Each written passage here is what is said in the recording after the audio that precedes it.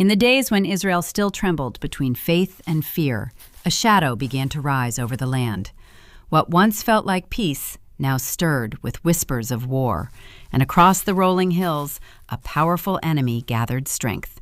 The Philistines had come again, their armies stretching like a dark tide across the valley, their banners snapping in the wind, their voices filled with confidence.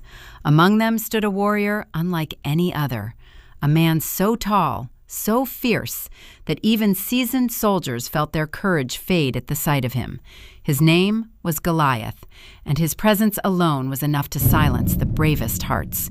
Each morning, as the sun climbed into the sky, he would step forward, his armor gleaming, his voice booming across the valley like thunder.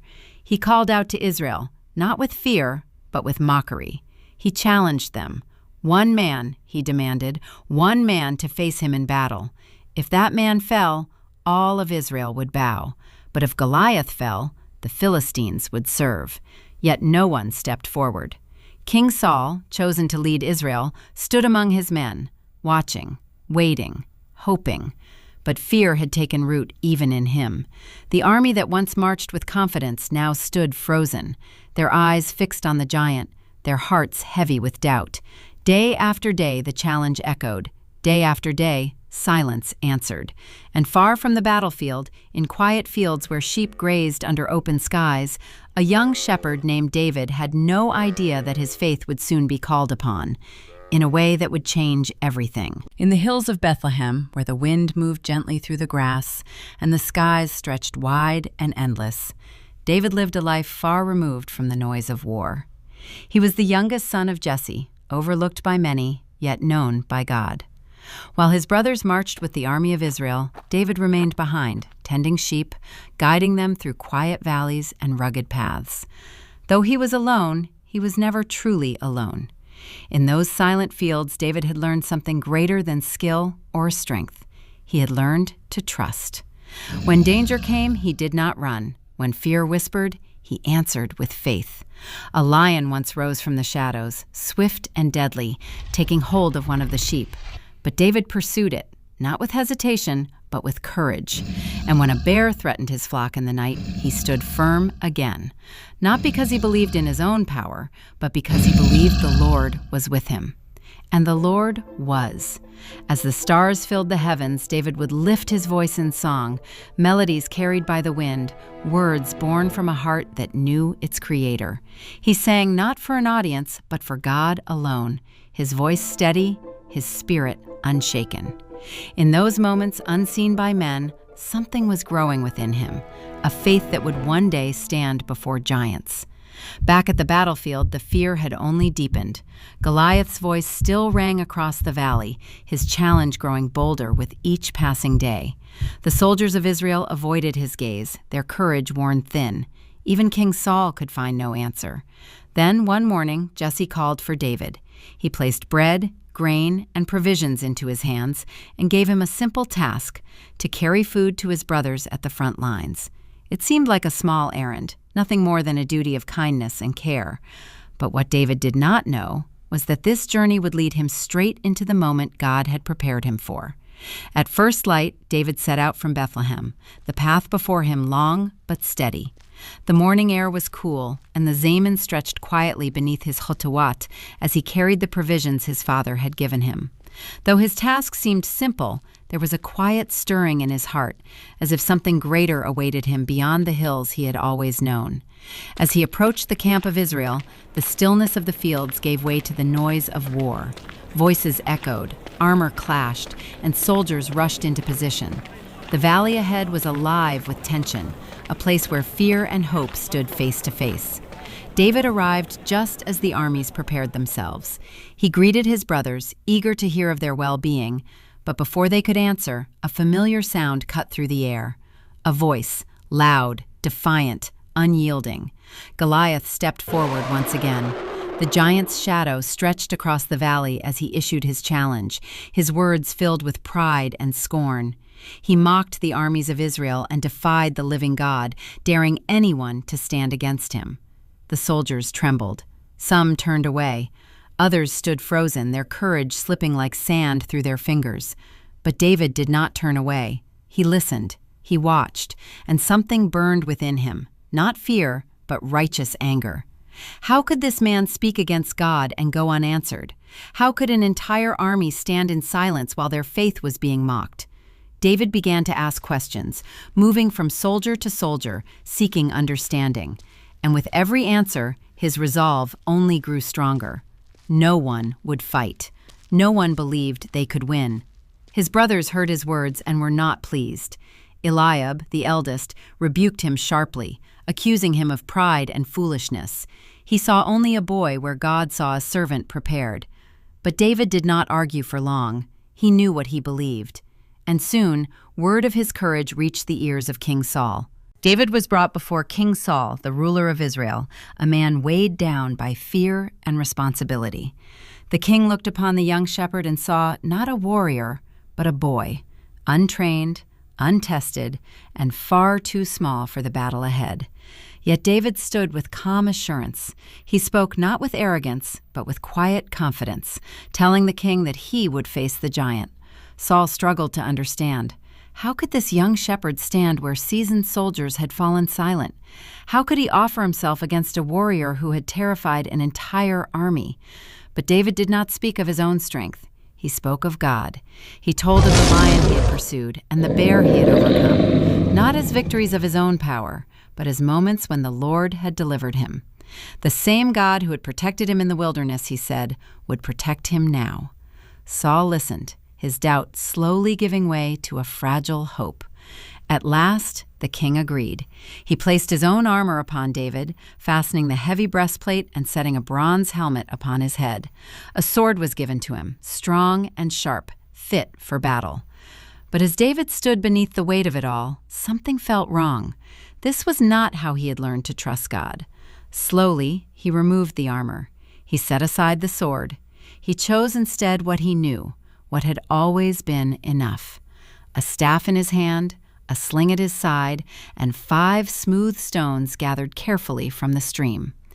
It did not look like the equipment of a warrior, but David was not relying on weapons. He was relying on faith. And as he stepped forward into the valley, the armies watched in silence, unaware that they were witnessing the beginning of a moment that would echo through generations.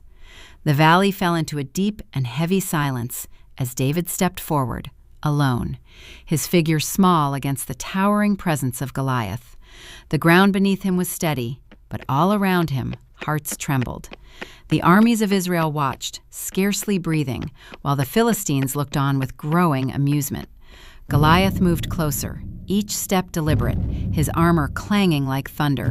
When he saw who approached him, his expression shifted, not to concern, but to scorn.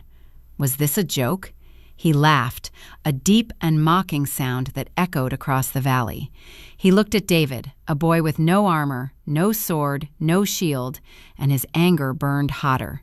To him, this was an insult. He cursed David and called him forward, promising destruction, speaking of defeat as though it had already happened. But David did not slow. He did not tremble. Instead, he lifted his voice, not in fear, but in boldness that did not come from himself.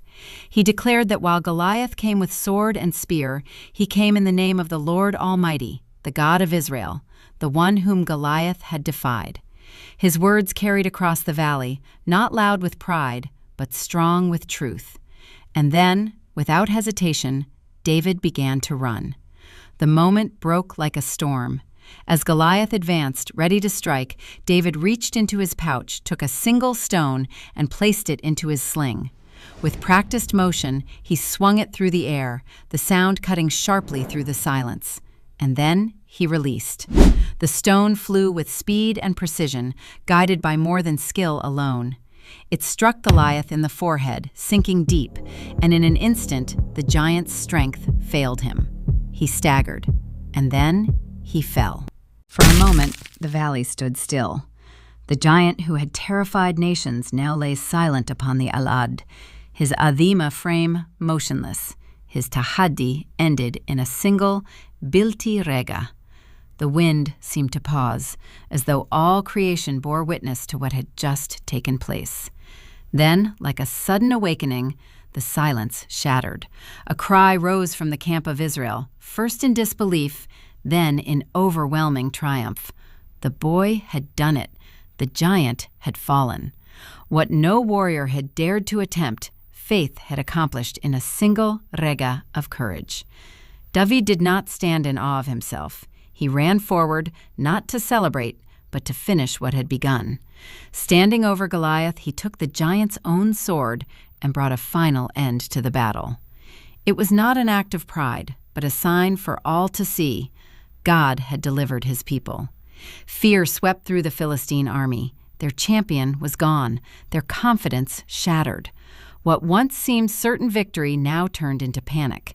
They fled across the Maidan, dropping their weapons, their El Quwa gone as quickly as it had come. And Israel rose. The soldiers who once stood frozen now charged forward with renewed strength. Their fear had been replaced with boldness, their doubt overcome by what they had witnessed. Victory was no longer a distant hope. It was unfolding before their eyes. King Saul watched it all, his heart stirred with something he had not felt in days. Hope. Not in armies, not in weapons, but in God.